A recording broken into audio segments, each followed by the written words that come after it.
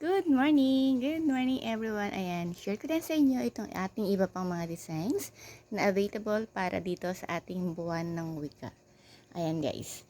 So, ito ang ating mga maskara. Ayan. So, ito guys is manual cut po namin yung ginagawa.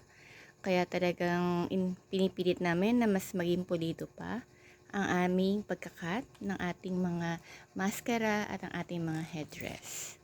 Ayan siya guys. Tignan niyo, ang ganda ng mga designs, di ba? As in, colorful, buhay na buhay siya.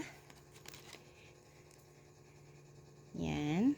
Tapos dito, sa magkabilang gilid, lalagyan na lang natin yan ng butas. Tapos, doon natin pwedeng ilagay yung ating mga goma. Ayan. So, kasama ng ating maskara, kapag ganitong cut is, may kasama siyang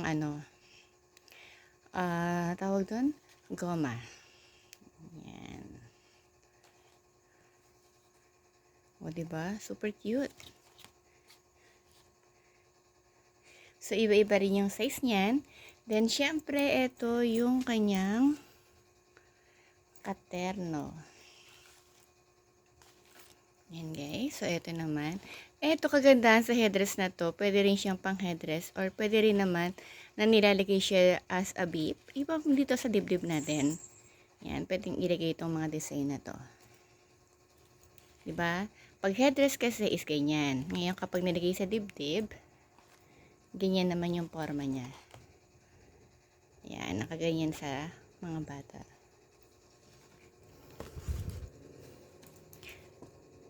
O, diba? Super cute. Yan, ganyan siya. So, kung gusto nyo na may kasamang maskara, tas headdress, ayan, ito yung orderin ninyo. Or di kaya, tear na ang headdress, tsaka yung nilalagay sa dibdib. Ayan, ito yung orderin ninyo.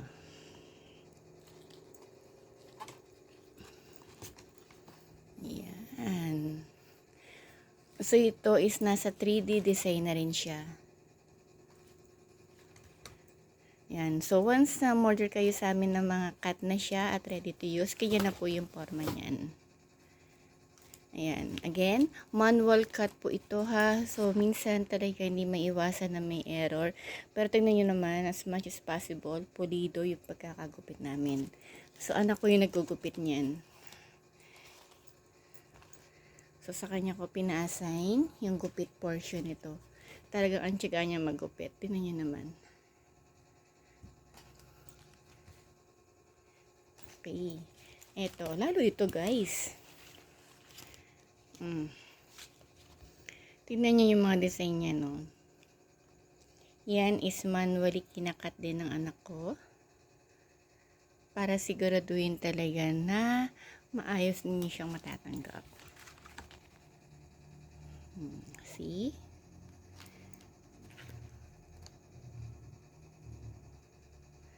Mga 3D na rin to guys.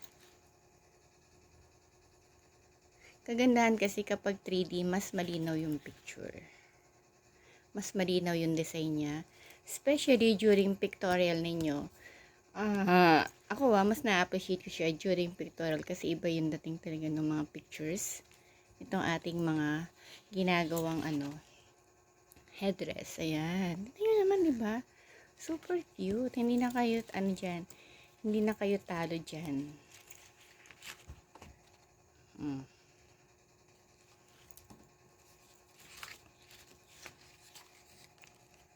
Oopsie. Wait natin. Tingnan nyo naman, guys. Diba? Medyo mahirap magupit no sa part na yan, pero syempre inaayos natin to make sure na makaka-receive kayo ng magandang outcome. Then syempre, ito pa yung iba nating designs. Wait. Yan. So, kapag pinili niyo is uncut, doon sa option natin, ito yun. Ibig sabihin, print out lang po yung marireceive ninyo. Kayo na bahalang mag-cut, kayo na bahalang mag-assemble.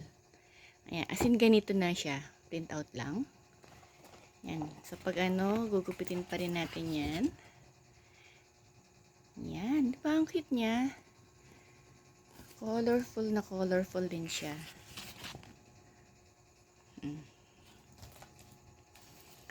So, napakarami natin designs ngayon para sa buwan ng wika na maraming way para may option din po kayo. Talaga naghanap tayo ng mga template na bagay na magugustuhan po ninyo. Ayan, di ba? So, later, gugupitin namin yan. O, di ba? Ang cute nito.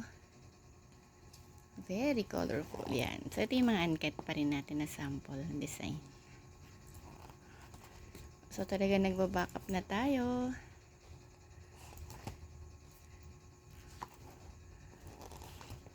Yan, guys. Then, syempre, ganito naman yung aming packing. So, ganito namin siya pinapack. Ayan. So, nakaplagay na siya sa plastic. Tapos, meron lang din siya sa loob na papel para hindi siya masyadong malukot. Then, nilalagay namin siya sa mga carton. Ayan siya, guys. So, ganito niyo siya matatanggap sa amin.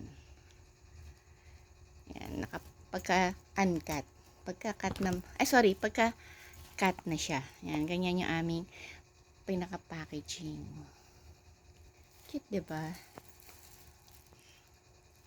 Ayan siya, guys. So, ito yung ating mga itsura ng ating mga headdress. So, guys, kapag gusto ninyo, yan. Nasa description lang po yung link. Pwede na po kayong mag-check out. Bye for now!